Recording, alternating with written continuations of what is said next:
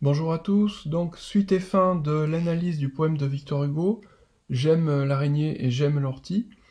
Petit récapitulatif avant de poursuivre. Voilà, je vous ai synthétisé un petit peu ici le schéma un petit peu du poème. Donc, on sait que c'est un poème à dimension argumentative, puisque dans quasiment chaque strophe, on trouve la locution « parce que ». J'aime l'araignée parce qu'on les hait, par exemple, ligne 2, parce qu'on les fuit, ligne 14, j'aime l'araignée et j'aime l'ortie, parce qu'elles sont maudites, ligne 5, parce que ce sont de noirs êtres rampants. Ensuite, ligne 15, parce qu'elles sont toutes deux victimes. Alors, victimes de quoi et de qui? Victimes d'abord des hommes et de leurs préjugés négatifs, mais aussi victimes de leur propre nature. Pourquoi? Parce que l'araignée et l'ortie n'ont pas choisi de piquer, n'ont pas choisi d'être des êtres velus, rampants, de vivre voilà, à l'ombre des rochers, etc. Donc, Victor Hugo, ici, motive en quelque sorte sa compassion, d'abord parce que ces bestioles, en quelque sorte, sont des victimes, qu'elles sont maudites, et parce que l'opinion, finalement, les condamne d'emblée. Alors ensuite, on avait vu aussi que Hugo faisait un parallèle entre l'araignée et le gueux. Le gueux, souvenez-vous, c'est le mendiant, le clochard. Donc quand il nous dit l'araignée est un gueux, en fait, il fait un parallèle entre l'insecte, la bête maudite, et puis l'homme exclu de la société, l'homme sur lequel aussi on porte un jugement négatif, sur lequel on a un préjugé négatif. Donc on passe donc de la compassion pour la bête à la compassion pour l'homme. Ça c'est très important. Ça montre en fait que dans ce texte, l'amour dont parle Hugo, ce n'est pas un amour qui est uniquement réservé en fait à l'araignée et à l'ortie, c'est un amour qui est cosmique, qui est destiné à tous, à toutes et à tout l'univers en quelque sorte. Voilà, donc ça c'était un petit récapitulatif. Alors on va voir maintenant les 3 dernières strophes. Et justement, ce qui caractérise, vous allez voir, ces 3 dernières strophes, c'est qui va s'intéresser au lecteur. Alors, passant, faites grâce à la plante obscure, au pauvre animal, plaignez la laideur, plaignez la piqûre, oh, plaignez le mal. Il n'est rien qui n'ait sa mélancolie, tout veut un baiser. Dans leur fauve horreur, pour peu qu'on oublie de les écraser, pour peu qu'on leur jette un œil moins superbe, tout bas, loin du jour, la mauvaise bête et la mauvaise herbe murmurent amour. Donc, comme je vous l'avais montré, le texte se termine par le mot amour et il commençait par le verbe aimer. Donc, il faut toujours bien remarquer d'abord cet aspect-là, cette boucle, parce qu'elle est importante. Alors, ce qui change, comme je vous disais donc, dès la 5e strophe, c'est que le poète s'adresse aux passants, c'est-à-dire à nous, lecteurs. Pourquoi? Parce que nous sommes tous potentiellement des passants. Il utilise l'impératif. Passant, faites grâce à la plante obscure, plaignez la laideur, plaignez la piqûre, plaignez le mal. Cet impératif lui permet donc de demander aux passants de laisser la ville sauve à la plante obscure et au pauvre animal. Faites grâce, ici, signifie épargner. Épargner. Et concrètement, ça signifie ne pas les écraser. En fait, si vous regardez un peu plus bas, ligne 24, dans leur fauve horreur, pour peu qu'on oublie de les écraser, voilà. Donc, concrètement, ce pauvre animal et cette obscure plante, leur laisser la vie, c'est déjà ne pas les écraser. Il nous demande donc de faire preuve de compassion, et donc cette compassion, comme je vous disais, passe par l'impératif. Le poète joue ici sur le sens du verbe plaindre. Donc là, il faut faire une analyse un peu plus précise. Voilà. Alors, ce verbe peut se conjuguer en fait de deux façons différentes. Soit de façon pronominale, je me plains, et il implique alors un complément d'objet indirect, je me plains de la piqûre de la guêpe, soit de façon non pronominale, il implique alors un COD, je plains la piqûre. Alors dans ce subtil paradoxe, le poète nous demande non pas de nous plaindre de la piqûre, ce qui est l'habitude et l'attitude la plus courante, mais de plaindre la piqûre. Donc, situation paradoxale. En fait, il s'agit de plaindre l'être, l'araignée ou l'ortie, qui est obligé de piquer pour vivre. Cette piqûre n'est pas intentionnelle, elle n'est pas volontaire, hein, c'est la nécessité de la nature qui veut cela. Ce n'est pas donc une mauvaise bête. Hein, du point de vue de Victor Hugo, il n'existe pas de mauvaise bête. Seul l'homme peut être mauvais, car il agit, lui, en pleine conscience de ses actes, librement et intentionnellement. Mais du coup, il est aussi le seul à être capable de compassion, car il connaît cette nécessité des choses. Donc, quand le poète nous demande de plaindre la piqûre, hein, quand il nous dit « plaignez la piqûre », c'est il nous demande donc de plaindre en fait la nature de ces êtres qui sont quelque part obligés de piquer.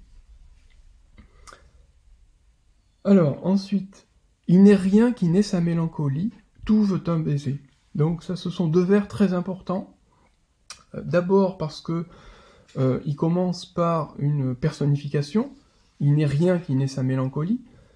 La mélancolie, c'est une forme de tristesse liée à l'ennui et à l'absence de sens. Donc c'est quelque chose que l'on attribue d'ordinaire aux êtres humains, qui seuls sont capables de tristesse et d'ennui. Ici, le poète prête ce sentiment complexe à toute la nature.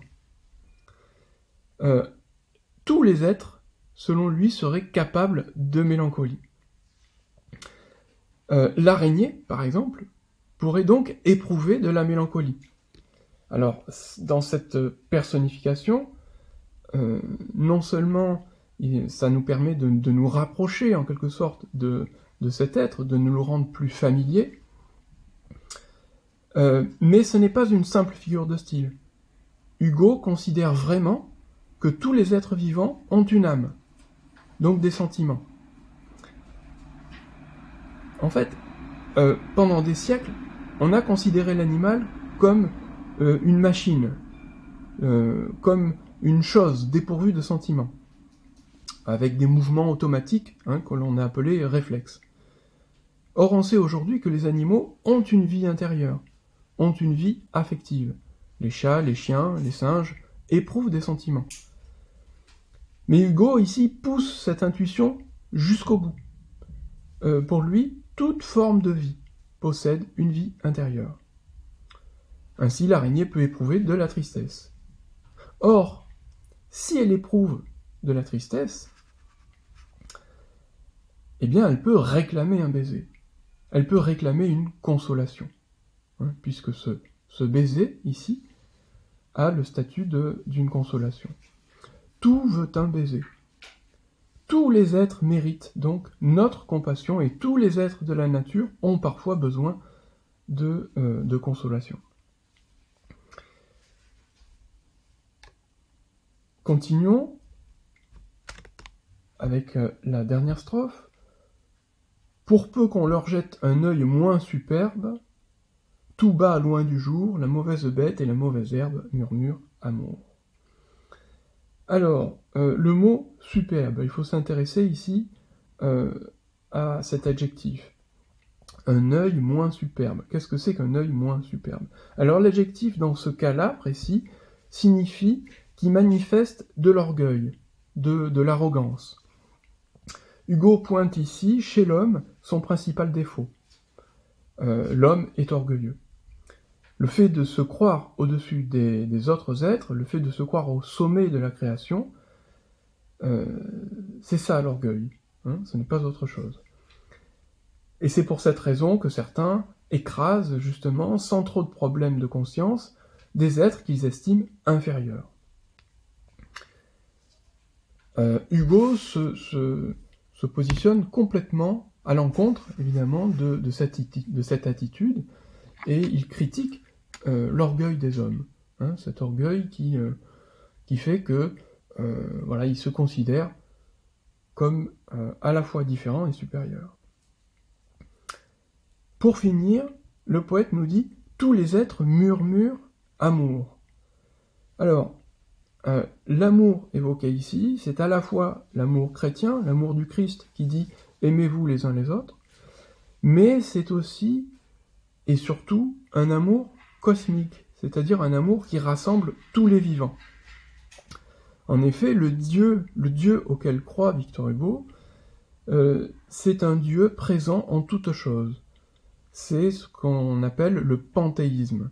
Hein, panthéisme, donc, pan ça veut dire tout, partout.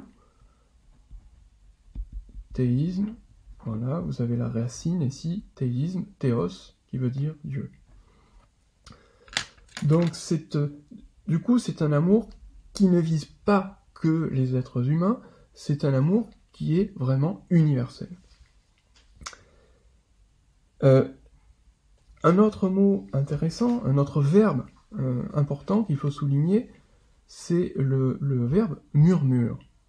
La mauvaise bête et la mauvaise herbe murmurent. Et qu'est-ce qu'elle murmure? Elle murmure le mot amour. Alors, en utilisant ce verbe, quelque part, Hugo rend la parole à des êtres qui sont dénués de parole.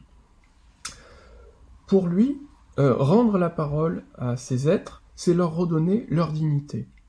Car l'animal, comme la plante, privés de parole, ne peuvent exprimer leur douleur, leur souffrance, ni leur amour.